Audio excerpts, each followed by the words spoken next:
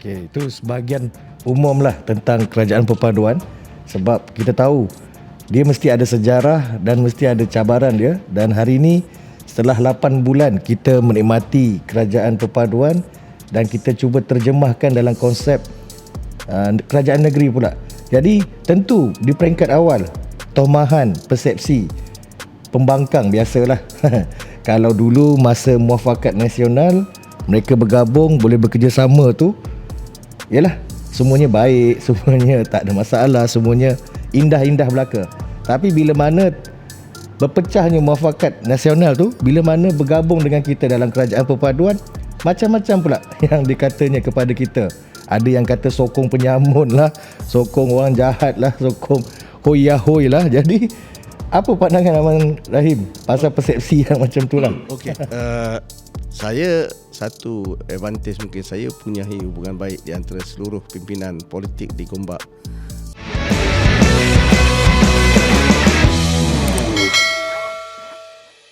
Assalamualaikum warahmatullahi wabarakatuh. Salam sejahtera, salam perpaduan Malaysia Madani. Baik, kali ni siri yang ketiga sama dengan tetamu istimewa kita seperti mana yang siri pertama dan kedua. So kali ini bersama dengan Abang Rahim sekali lagi. Jadi Abang Rahim harap boleh lagi lah sama-sama untuk teruskan. Jadi untuk kali ini ataupun sebelum tu lah siri pertama dan kedua, kalau ada yang belum tahu lagi apa yang kami bualkan ataupun kami kongsikan, boleh check dekat Facebook, dekat YouTube, dekat TikTok. So Abang Rahim punya channel, so nanti kat sana lebih nampak dengan jelas dan tahu apa yang kami bualkan, tambah-tambah lagi soalan-soalan panas berkaitan dengan politik. Dan kali ini, untuk yang kali yang ketiga ni, kita bawakan satu siri yang di mana kita lebih memberikan penjelasan dan juga jawapan-jawapan yang mungkin di luar sana mungkin nak tahu daripada murid Abang Rahim sendiri berkaitan dengan kerajaan perpaduan terutamanya. Jadi Abang Rahim, selamat datang sekali lagi saya ucapkan kepada Abang Rahim. Dan kali ni kita nak pergi direct lah pada soalan yang berkaitan dengan perpaduan. Selepas PRU yang ke-15, tak ada mana-mana gabungan yang boleh bentuk kerajaan. Tapi takdirnya kita boleh bentuk kerajaan, maksudnya kerajaan perpaduan, Pakatan Harapan, Barisan Nasional dan juga 19 buah gabungan parti politik yang lain.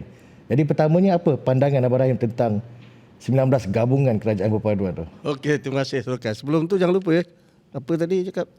Jangan lupa share and subscribe. Saya tak biasa benda ni. Okey, satu persoalan yang cukup penting pasca PRU ke-15 yang mana tiada satu parti pun yang beri mandat untuk mentadbir negara bersendirian. Jadi atas asas itu, maka atas kebijaksanaan Duli Yang Maha Mulia Yang di-Tuan Agong telah mengarahkan supaya parti-parti ini duduk berbincang dan menubuh kerjaan bersama ataupun pada asasnya kerjaan perpaduan. Dan of course benda yang lain itu dah sejarah lah maksud dah sejarah, dan kita pun tahu bahawa gabungan di antara Barisan Nasional bersama dengan Pakatan Harapan bersama dengan 19 gabungan lain terutama di Sabah dan Sarawak berjaya menubuh satu kerjaan yang cukup kuat, malahan memiliki 2/3 majoriti. Ini telah pun selesai. Dan sudah tentu bagaimana ianya berkait dengan kerjaan negeri. Saya mungkinlah kita sebagai pimpinan di bawah untuk melihat bagaimana kaitannya dengan peranan kita khususnya di Gombak Setia, Parlimen Gombak Amnya. Apa yang berlaku, saya rasa mungkin satu hikmah di sebalik kerjaan perpaduan ini, yang mana kita melihat kesatuan gabungan besar yang berseteru hampir 25 tahun di antara Parti Keadilan Rakyat ataupun Pakatan Harapan secara khususnya, dan dengan UMNO ataupun Barisan Nasional secara amnya. Dan ianya berlarutan, dan alhamdulillah apabila perpaduan itu ditubuhkan dan apabila kita menerima pandangan ataupun arahan daripada peringkat pusat untuk kita melihat kestabilan politik itu berterusan di peringkat negeri dan juga di peringkat DUN dan Parlimen, dan ianya dibuat dalam masa yang agak singkat. Tapi alhamdulillah saya rasa sebab semangat perpaduan itu memberi satu gambaran yang jelas bahawa perlu kesepaduan di antara parti politik bagi menentukan kestabilan negara ataupun negeri. Of course di Selangor ni berbeza sebab kita dah stabil. Betul. Kita stabil sejak daripada 2008 sampai pembubaran negeri pada bulan Jun yang lepas. Kita memang sudah stabil, dan hasil kestabilan tu kita lihat bagaimana pentadbiran negeri memberi berbagai-bagai manfaat, kelebihan kepada rakyat negeri Selangor. Ini bukan satu perkara omong kosong, tapi ini memang berlaku. Dan sudah tentu kalau kita lihat pada skup yang lebih rendah atau bawah ialah di peringkat DUN itu sendiri. Jadi kestabilan ni walaupun kerjasama di antara peringkat DUN ni baru saja bermula, khusus untuk menghadapi pilihan raya negeri yang akan berlaku pada 12 Ogos ini. Tapi saya dapat merasai bahawa kesaksian tu ada. Kesaksian tu ada, dan pihak yang sana memberi tomahan yang berbagai. Saya pun bacalah dalam media sosial, pengikut ataupun ahli-ahli PKR memboikot calon daripada UMNO. Ini biasa, kalau kita tengok mana-mana lah ditulis tidak bekerjasama dengan jentera Barisan Nasional untuk membantu calon yang kita pun sudah tahu di Gombak City ini kita diamanahkan kepada pihak Barisan Nasional, khususnya Datuk Wira Megat untuk menjadi calon N17. Dan ianya berterusanlah Tuan Mata bagi, sebenarnya saya rasa kita faham. Ahli-ahli di bawah pun dah dapat lihat kerjasama itu cukup erat, walaupun dalam setiap kerjasama itu ada masalah-masalah timbul, tapi bagi saya tidak menghalang kepada satu kerjasama yang hebat bagi memastikan kemenangan Datuk Wira Megat sebagai calon N17 yang akan kita abalkan insya-Allah pada 12 Ogos ini. Okey, itu sebahagian umumlah tentang kerajaan perpaduan, sebab kita tahu dia mesti ada sejarah dan mesti ada cabaran dia, dan hari ini setelah 8 bulan kita menikmati kerajaan perpaduan dan kita cuba terjemahkan dalam konsep kerajaan negeri pula. Jadi tentu di peringkat awal tomahan, persepsi, pembangkang biasalah. Kalau dulu masa Muafakat Nasional mereka bergabung boleh bekerjasama tu, yalah semuanya baik, semuanya tak ada masalah, semuanya indah-indah belaka. Tapi bila mana berpecahnya Muafakat Nasional tu, bila mana bergabung dengan kita dalam kerajaan perpaduan, macam-macam pula yang dikatanya kepada kita. Ada yang kata sokong penyamun lah, sokong orang jahat lah, sokong hoy-hoy lah. Jadi apa pandangan Abang Rahim pasal persepsi yang macam tu lah? Okey, saya satu advantage mungkin saya punya hubungan baik di antara seluruh pimpinan politik di Gombak, sama ada daripada UMNO, Barisan Nasional, PAS, malahan bekas-bekas rapat kita di Bersatu Gombak khususnya. Jadi kenah dan tingkah laku mereka ni kita tahulah. Jadi kita faham, dan bagaimana seperti yang Saudara Kai beritahu masa permulaan Muafakat Nasional di Gombak ni, bukan setakat shop cake macam cium mulut lah kita tengok lah. Bukan setakat swap cake di antara mereka. Jadi ini biasalah bagi orang politik ni, bila kawan semuanya elok, bila tak kawan jadi semua tak elok. Jadi saya rasa ini soal politik yang tidak matang lah, walaupun mereka sering menjeritkan politik matang, tapi dia lebih kepada menanam satu sikap kebencian, sikap tidak menyukai antara satu sama lain, menyalahi antara satu sama lain yang menimbulkan fitnah dan sebagainya. Dan ini sebenarnya tidak baik bagi golongan muda yang melihat politik sedemikian. Dia tidak akan memberi satu asas bahawa politik ni tujuannya apa? Tujuannya untuk memberi khidmat bakti pada masyarakat, untuk sama-sama membantu masyarakat. Jadi saya rasa perkara ini tidak perlulah kita ulas atau panjang lebar, kerana asasnya tak salah, tak betul lah. Maksudnya asas daripada sikap yang mereka tunjukkan itu tidak betul. Seolah mengatakan bahawa UMNO ni memang teruk lah, sedangkan baru je dah setahun 2 tahun yang lepas mereka berpelukan, berseronok berjalan ke sana ke sini. Tiba-tiba hari ni tak boleh, ini perasuah, ini dan sebagainya. Jadi bagi mereka yang melihatnya secara rasional, kan itu menjadi satu bahan jenaka. Betul. Yang tidak memberi kebaikan kepada perkhidmatan kita pada masyarakat. Dan alhamdulillah, saya seperti saya katakan tadi, saya punya hubungan baik dengan semua, dan apabila saya diamanahkan sebagai penyelaras, sebagai sisi politik, dan kita tidak pernah memberi bantuan mengikut garis-garis tertentu. Bagi kita, mereka yang layak memerlukan bantuan, kita bantu. Regardless lah dia orang UMNO ke, orang PAS ke, orang keadilan ke dan sebagainya. Jadi asas ni yang saya kata perlu diteruskan, dan apa juga yang berlaku tu sebagai satu garis panduan bagi kita untuk menoleh yang untuk kita toleh dan melihat lebih ke hadapan. Ke depan, baik. Itulah orang kata rencam dalam politik ni, bila kena pada diri sendiri semuanya boleh, bila pada orang lain macam-macam hujah dalil yang keluar. Tapi tak apa. Yang penting politik matang ni sebenarnya yang kita nak terjemahkan, kita nak cakap ataupun nak dengar apa orang cakap tu, sebenarnya kita tak boleh nak halang pun.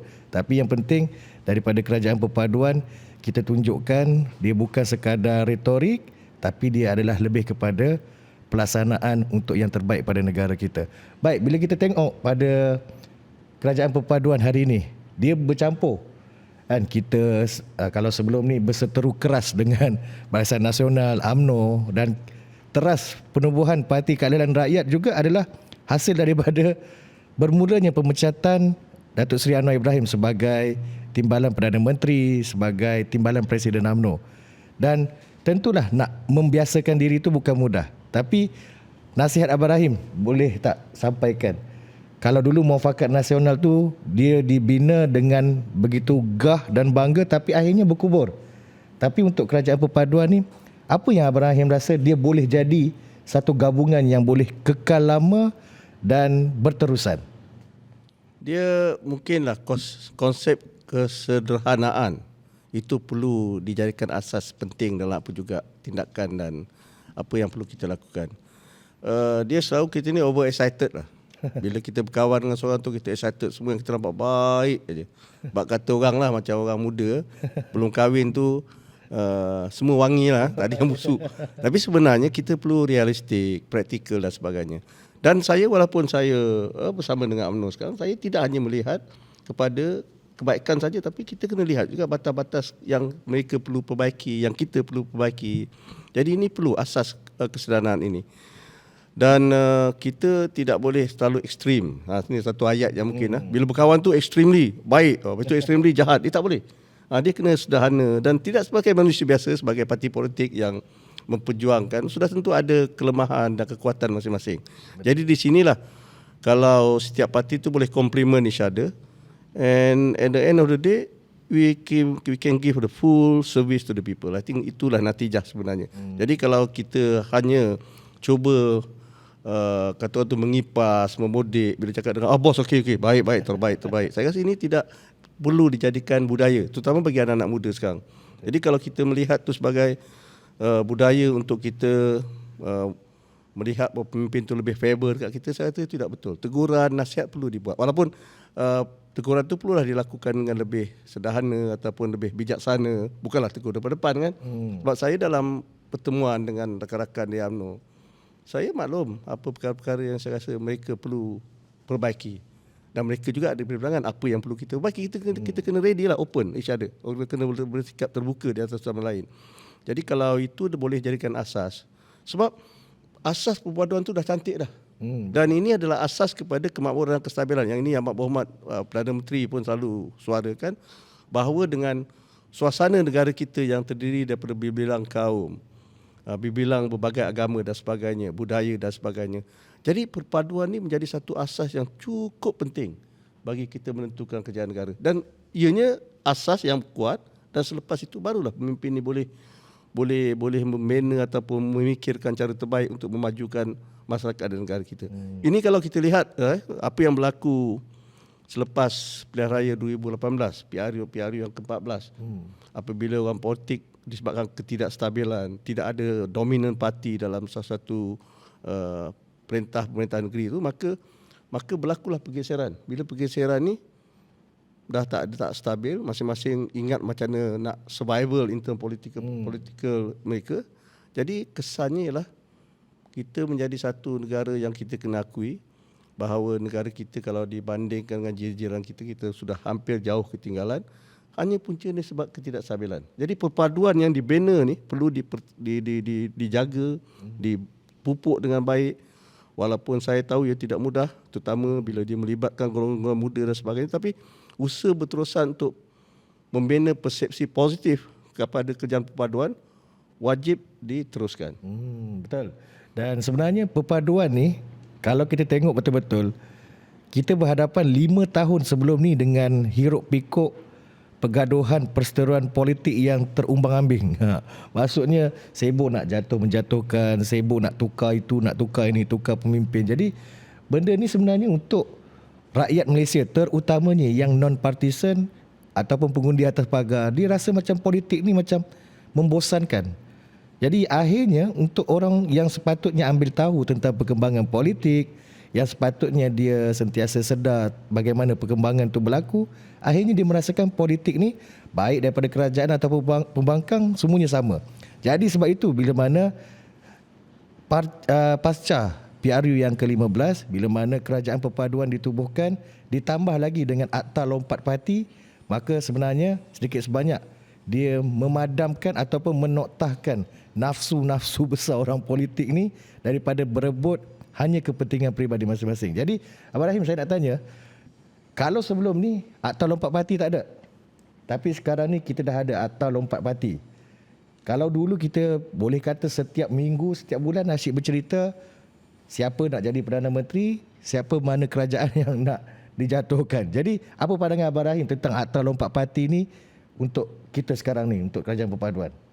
Ya, mungkin itu satu hasil daripada pengalaman ahli-ahli parlimen kita selepas 2018 yang melihat percakaran politik, percaturan politik itu menjadi keutamaan kepada masing-masing dan ada keperluan untuk meluluskan Akta Lompat Parti yang telah lama sebenarnya diperjuangkan oleh pembangkang yang pada ketika itu. Tapi alhamdulillah dia selesai. Cumanya ialah kita boleh ada berbagai akta, kita boleh ada berbagai undang-undang dan sebagainya. Tapi kemampuan kita untuk menghormati, mengikut akta itu yang penting. Di sebalik Akta Lompat Parti masih lagi kedengaran di peringkat di pihak sana. Bulan 5 kerajaan akan gugur, bulan 6, bulan 8 dan sebagainya. Dan seolah-olah macam tak ada stopping lah. Mereka akan jatuh, kerajaan akan jatuh. Walaupun mereka tahu ada Akta Lompat Parti dan sebagainya. Di sinilah kita lihat bahawa seperti saya kata, kejujuran ahli-ahli parlimen, kejujuran orang-orang politik untuk menghormati akta yang telah mereka luluskan itu penting. Bukanlah cuba melihat angle mana mereka boleh guna pakai. Ini sekarang begitulah, tengok pusing-pusing ke mana. Walaupun ada akta ni, kita tengok macam mana kita boleh jatuhkan kerajaan. Dan ia tidak akan menjadi manfaat atau memberi benefit kepada masyarakat dan rakyat. Saya rasa ini yang penting. Jadi apa juga akta yang dibuat, ia perlu dihormati. Dan of course akta tu dibuat setelah perbincangan, perdebatan dan sebagainya. Tapi mereka-mereka yang bersama debat tu sekarang ni cuba cari ruang bagaimana mereka boleh guna pakai untuk kepentingan politik dan kepentingan peribadi mereka untuk mengenepikan akta yang mereka telah luluskan. Saya rasa ini masalah dengan ahli politik kita yang menyebabkan generasi muda. Dan ini kita dapat lihat sebenarnya kalau kita buat kajian dan sebagainya. Saya memang suka menganalisa keputusan dan sebagainya. Bahawa amount ataupun bilangan yang sokol atas pagar ni makin lagi makin bertambah. Maka berarti mereka ni tak berminat dengan mana parti politik. Dan mereka melihat siapa pada ketika itu memenuhi keperluan mereka. Jadi kalau dulu selalunya range ini berada dalam lingkungan 20%, 25% yang atas pagar. Yang lain tu dah sama ada berparti ataupun memang dah ikut parti tersebut. Tapi sekarang ni saya rasa dah hampir menebal sampai 40%. Betul. Jadi daripada 10 orang tu 6 akan ada keputusan berdasarkan minat ataupun mengikut mana parti politik. Yang 4 tu undecisive. Mereka melihat politik ni sebagai satu perkara yang negatif, yang menyusahkan orang, yang berebut kuasa, berebut kekayaan dan sebagainya. Jadi mereka inilah sebenarnya menjauhkan diri daripada politik. Dan masalahnya pula mungkin mereka terdedah dengan informasi-informasi yang mereka dapat, terutama dengan pada hari ini media sosial cukup strong. Jadi mereka ni melihat apa yang berlaku dan kalau mereka silap tafsir, yang kita risau silap tafsir, dia akan memberi keputusan yang agak negatif kepada masa depan negara. Betul. Dan bila kita tengok pada Akta Lompat Parti, sedikit sebanyak itulah benda yang baik kepada kerajaan yang hari ini. Sebab kalau tak, kita asyik bercakap lah benda-benda yang macam sebelum-sebelum ni, bertukar kerajaan, nak jatuhkan itu ini. Tapi walaupun Akta Lompat Parti ni dah ada, untuk sedang penonton yang menonton kita sekarang ni, masih lagi ada budaya yang saya kira walaupun agak keras, tapi inilah cukup sesuai, membodohkan masyarakat sebenarnya, pengikut-pengikut dan juga penyokong, terutamanya bila bercakap soal terutamanya nak bertukar kerajaan, bulan mana yang nak bertukar kerajaan. Jadi macam benda ni lah sebenarnya yang kita rasa simpati dan kasihan untuk pemimpin-pemimpin politik yang jadikan modal politik murahan sebegitu kepada penyokong. Tapi percayalah, saya percaya dengan rakyat Malaysia yang matang, yang jelas kepada apa yang dia mahukan dalam kehidupan ni, saya percaya bukanlah semua orang percaya benda tu. Jadi akhirnya lama kelamaan dia akan jadi modal politik yang lapuk, yang takkan laku lagi. Jadi yang terakhirlah sebelum kita berehat sekejap, harapan kepada perpaduan ni tentunya besarlah. Kalau tadi Abang Rahim sebut, kalau dulu dalam Muafakat Nasional macam-macam adegan lah kita nampaknya begitu dramatik lah. Tapi bila tak ada lagi di dalam ataupun dah berpecah, bila kita bergabung macam-macam persepsi. Dan teras kerajaan perpaduan ni bagi kita simple lah.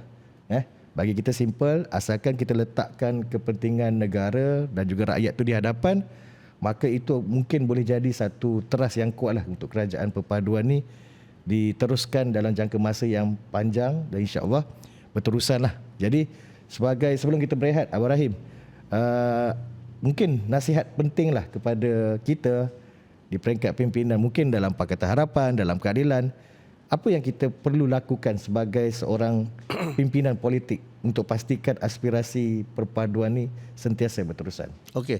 Apa juga akta undang-undang perlembagaan yang ada dah merupakan satu garis panduan, guideline kepada kita. Tapi sebenarnya yang lebih penting untuk terutamanya rakan politik yang ingin meletakkan diri, karier mereka sebagai ahli politik, kejujuran dan keikhlasan kita dalam memperjuangkan sesuatu itu sangat penting.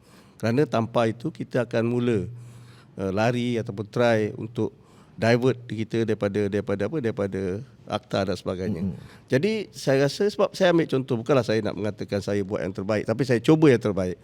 Saya bukan ahli Dewan Undangan Negeri dan saya bukan orang politik yang ingin mengejar cita-cita politik yang besar, tapi atas hasrat saya dan rakan-rakan yang ada dalam tim saya, pasukan saya, untuk memberi satu servis yang terbaik. Dan alhamdulillah, mungkin selepas ini saya boleh cerita apa yang telah kita lakukan walaupun dengan kengkangan peruntukan, dengan kengkangan kuasa yang ada. Tapi alhamdulillah saya boleh merasakan bahawa kumpulan saya, tim saya yang merangkumi beberapa ramai termasuk wanita, pemuda di kalangan keadilan, di kalangan rakan-rakan komponen seperti amanah dan sebagainya, kita telah dapat melakukan atau memberi khidmat bakti yang terbaik yang saya rasa bukan saja dilihat tapi dapat dirasai oleh masyarakat. Ini penting. Sebab itu saya rasa kalau kita nak ikut guideline akta dan sebagainya, memang terbaik. Kita orang Islam pun ada diminta untuk ikut sunnah dan Al-Quran, tapi berapa ramai yang hanyut. Itu masalah dia. Masalah dia kepada kita tu sendiri, pimpinan tu sendiri. Kena ada keikhlasan, kena ada motivasi kenapa kita buat itu, apa yang drive kita untuk menjadi satu pemimpin yang baik. Dan ialah bukan mudah pemimpin ni, sebab kita dikelilingi ramai orang. Kalau yang dikeliling kita tu cakap, bos, you cakap betul, okey bos, you terbaik, memang kita akan hanyut. Tapi alhamdulillah lah bagi saya, sebab saya bukan bos sangat pada mereka, saya kawan daripada mereka. Jadi bila kawan ni dia punya maklumat yang sampai tu maklumat daripada kawan ke kawan. Dia masalah dia bila maklumat sampai daripada subordinate ke superior, orang bawah kepada atas, dia mestilah nak jaga. Okey bos, baik bos, terbaik. Jadi banyak pujian daripada kritikan. Tapi kalau kawan ni kita berborak, kita apa kau buat tadi tu, macam aku tak elok lah. Jadi kita boleh fikir. Dan saya rasa itulah asas kepada apa juga matlamat ataupun hasrat kita sebagai politik, bagaimana kita nak mengendalikan politikal tu secara terbaik yang akan akhirnya akan memberi khidmat ataupun khidmat bakti kepada masyarakat. Baik. So penting kejujuran dan keikhlasan bukan saja dalam perhubungan suami isteri ke ataupun dalam keluarga, tapi dalam politik itu adalah teras juga, supaya bila mana ada kejujuran tu kita tahulah macam mana situasi yang sebenar. Jadi bila ada teguran, nasihat, jadi kita bukan tegur nak menjatuhkan, tapi lebih kepada nak jadi lebih baik. Jadi terima kasih untuk Abang Rahim untuk yang pertama ni. Saya rasa untuk perpaduan, saya rasa no issue. Saya rasa majoriti rakyat Malaysia faham. Sebab tu pelbagai kajian kita tengok, persepsi masyarakat kepada kerajaan perpaduan ni sangat memberikan feedback ataupun respon yang sangat positif. Jadi insya-Allah kita teruskan demi negara dan juga rakyat. Jadi untuk siri yang ketiga ni kita berehat seketika, kita sambung kejap lagi. Terima kasih.